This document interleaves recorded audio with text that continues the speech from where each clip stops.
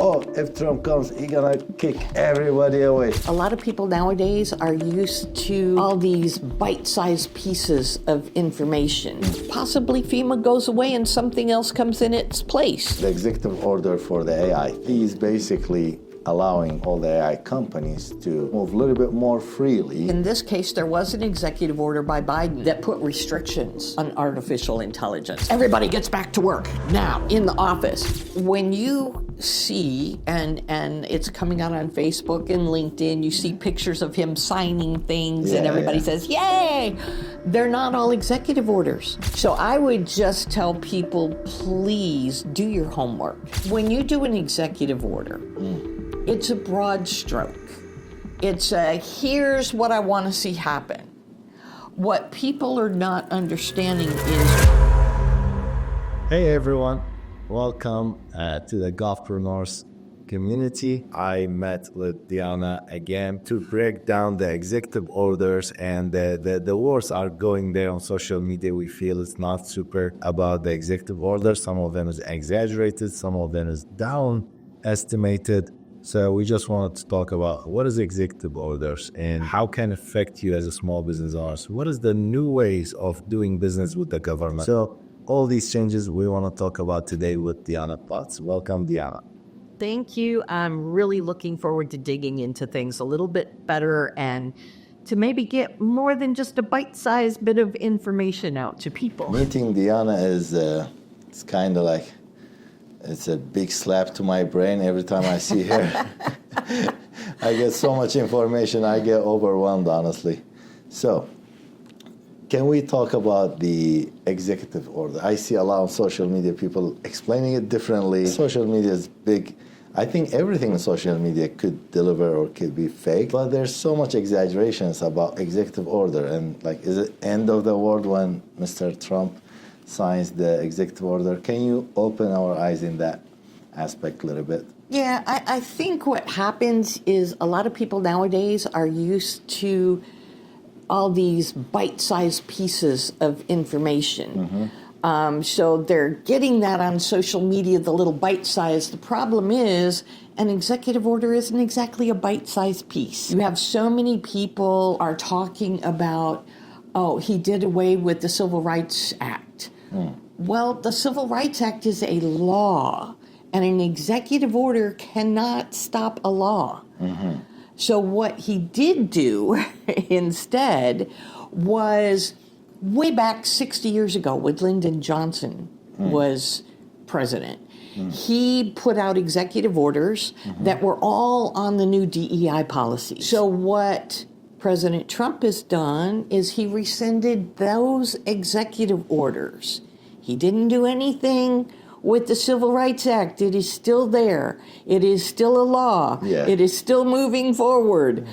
But there's going to be a huge change because he has done away in the federal government with DEI policy, DEI offices, DEI contracting people.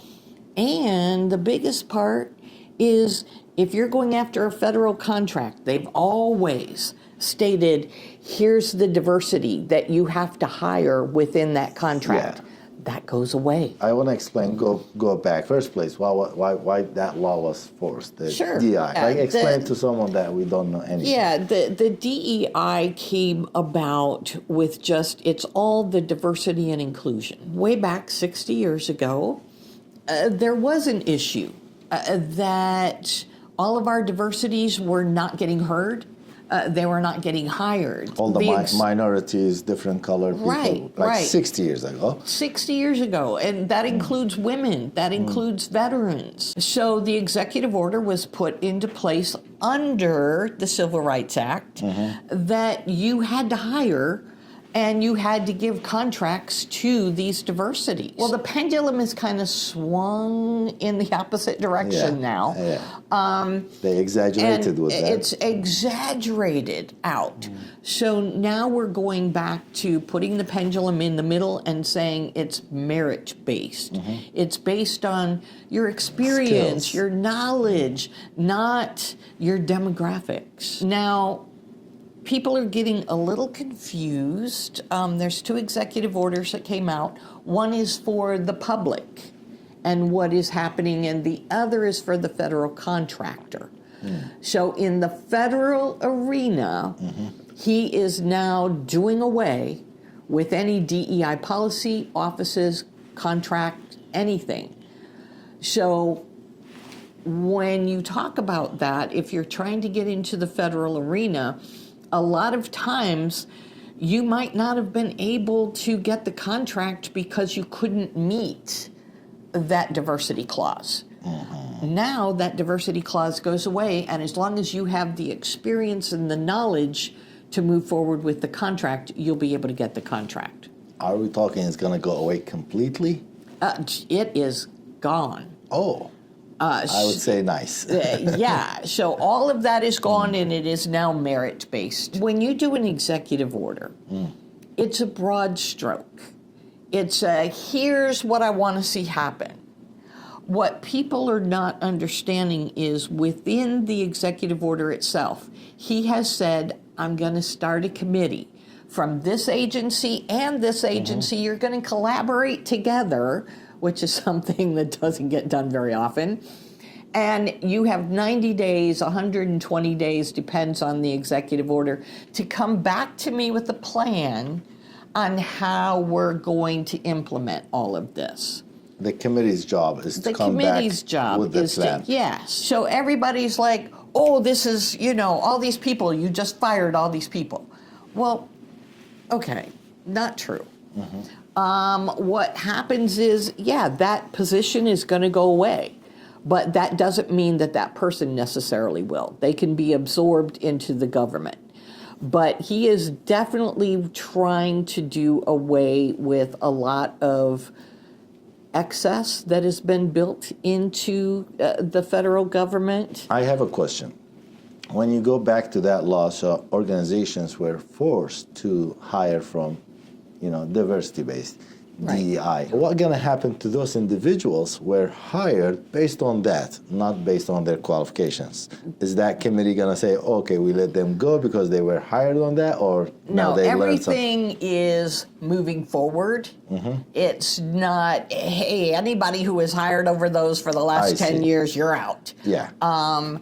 Unfortunately, those who are in federal offices, we're still talking federal, if they're in a DEI office, then their thing goes away. Makes sense. But if you are hired under a contract that had that DEI policy within it, nothing's going to happen. It's just the new contracts that come out will no longer have that DEI policy in it. Makes sense. Yeah. Now, and you also have to remember, I'm in North Carolina, so I can tell you North Carolina and a lot of other states have already said, he said this, we're going by it too. So the DEI policy and our DEI offices are going to go away. Now, if you're a veteran or you're under the Disabilities Act, he is exempting those from any of that happening.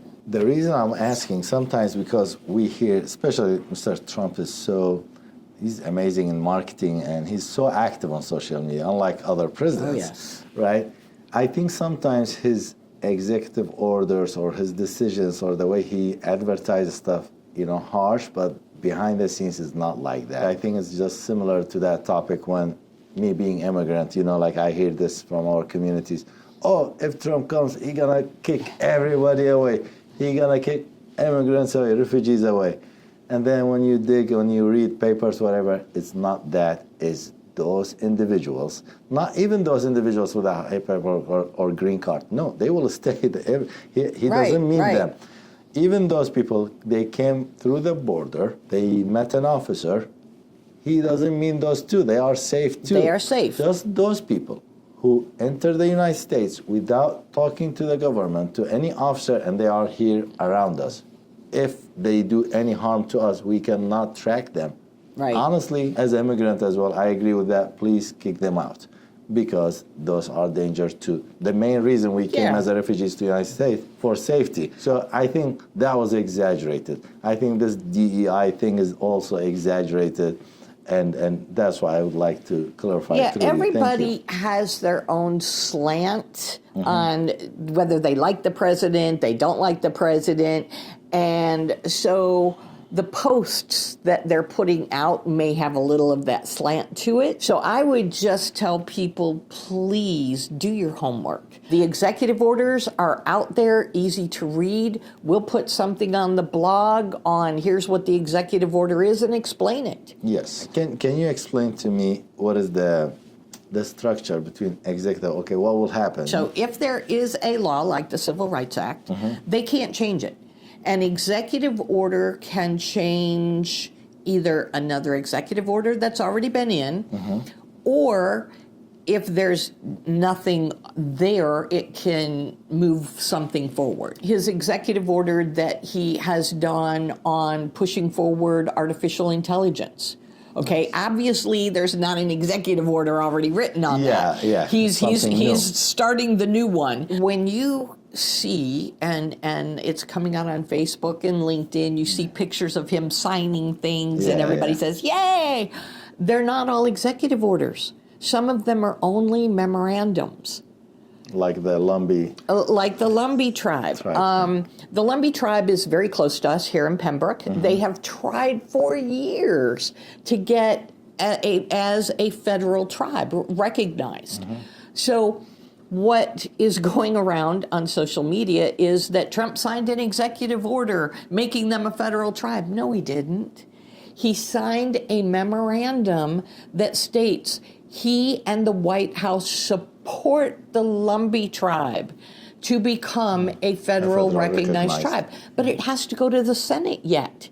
He did not sign an executive order that just makes them a federal tribe. But it's a huge step forward. There's a difference. If we go back to the executive order for the AI thing. Yes. So he's basically allowing all the AI companies to, let's say, move a little bit more freely to discover what can be possible, what can be done with AI. How that wave, is it going to hit only the huge companies like OpenAI, Elon Musk people, or is the wave is going to... No, that wave is everywhere. In this case, there was an executive order by Biden that put restrictions on artificial intelligence. I don't know if people are aware of that, but there are restrictions, and it put barriers around being able to move artificial intelligence forward. So with this executive order, it removes that barrier for the small business or for Elon. It doesn't matter. The whole idea behind it is Trump wants to see us as the U.S. become a leader in artificial intelligence. And the barriers that were in the way were really stopping us from that happening. But also from this conversation, we don't want to put that way. That barrier doesn't mean, like, for example, we use AI for hospitals and stuff. We need still to follow HIPAA's compliance and regulations. Absolutely. Yeah. All of those restrictions in the healthcare industry are still there. It's just like the barrier of if you want to develop something, go ahead, build it, move forward. And the government, the federal government will now support you. You're going to find in the Department of Defense that they're going to be more open-minded to hear and listen in the R&D field of this. A lot of people, they think this diversity thing is just like that employment level. But if you pay attention, like it went to the culture even. I saw that like with Hillary Clinton and with Kamala Harris too. I heard a lot of people that, well, we never had a president woman. So they were like more pushed to go with that person, not for their skill set or qualifications, just because we never had, let's say, the first one. Obama was one of my favorite presidents, right? Like that, we never had a black president. We never had a woman president. So I think that's affecting kind of decision. He signed another executive order, no remote workers. We had a lot of federal employees since COVID, there's no COVID Yes. now, they're still working Working pretending remote. we respect everybody, but I just want to, from this podium, if you are taking advantage of you being minority or a woman, whatever, that's not going to work for you. But if you are truly into Yes. business and you have a value to provide and you have a good service, even if you don't have past experience, you are still considered, there are programs for you, you are still here. The federal government, as you said, there were 72% of the federal employees who are remote working still. If you read his executive orders, it's not like everybody gets back to work now in the office. There is room in there that if it's better for you to remote work, if the office is 5 hours away, you're still going to remote work. Yeah. But if you are working within, that hour radius, yes, you're going to have to start going into your office to work. And we're going to be able to find you now. People who we'll take a hub zone, for instance, okay? Say I'm a business and my office is over here and I have 30 people that work in this office. I'm going to put a warehouse over here in the hub zone that has 3 people that work there, and I'm going to say this is my main office so I can get hub zones. Yeah. And so they're starting to crack down to the point that they're sending people out to check. Is that your main office for real or not? Say, I'm a woman-owned, veteran-owned business, okay? Someone comes to me and says, okay, I want to go after this contract, but it's set aside for woman-owned, veteran, or whatever. So I want to use you, Diana, as my front lady, and we'll do all the work. No, that contracting officers are now forcing you to show that as the woman-owned veteran, you're doing 51% of that work. So again, we're taking a bite of what the executive order was and putting it out as the full truth. That's why I always say this on social media. Unfortunately, everybody, they built a habit of they trying to learn a huge topic through 60 seconds of reel or video. Yeah. You cannot break down and understand what is executive order in a 60-second video. So you think the SBA programs will have some slightly changes? I think they'll have changes. A lot of our federal agencies are antiquated. For instance, President Trump and his wife are here in North Carolina today. They're out in western North Carolina where the hurricane struck, and it struck months ago, and you still have people in tents. What happened to FEMA coming in and taking care of those people? It is cold. It is snowing out there. He has gone there, and he did make the statement today.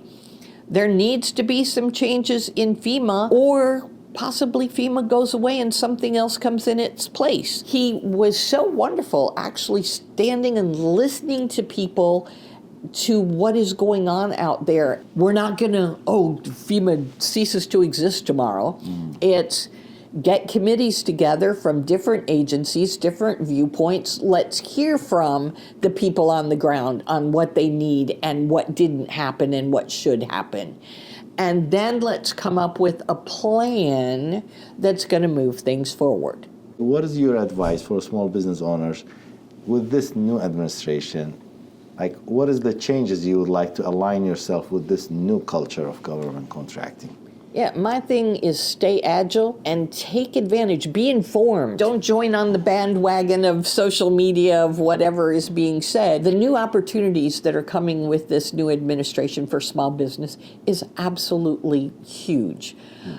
But if you're still doing business the old way and you're still waiting for someone to give you a contract, it's not going to happen. Yeah. So much to talk about, and thank you so much for clarifying that. That was eye-opener for me, I'm sure for our listeners as well. And please go to godpreneurs.com, check Diana's blogs. We have blogs, everybody's writing blogs, all our experts, they put in their efforts to open your eye for the exact truth, ways of doing government contracting. And I think we will need to come up with a new curriculum on how to do the SBA programs, the government contracting with the new administration. So please stay tuned in our community and our website and our small group that we have. Talk to us. Talk with us on the conversation chats. Let us know your questions Reading our blogs is awesome. It's great. But we want to hear from you too. We want to know where you're at. What are your questions on, oh, this executive order came out and I don't know where I fit, Yeah. or any of that. Talk to us. 100%. And I would say, don't worry about these executive orders. It's not gonna touch you if you are trying to do decent and legit business. So keep moving forward. If there's any obstacles, please reach out to us, to me, to our experts, to Ernie or to Diana. Thank you so much, and see you in the next video.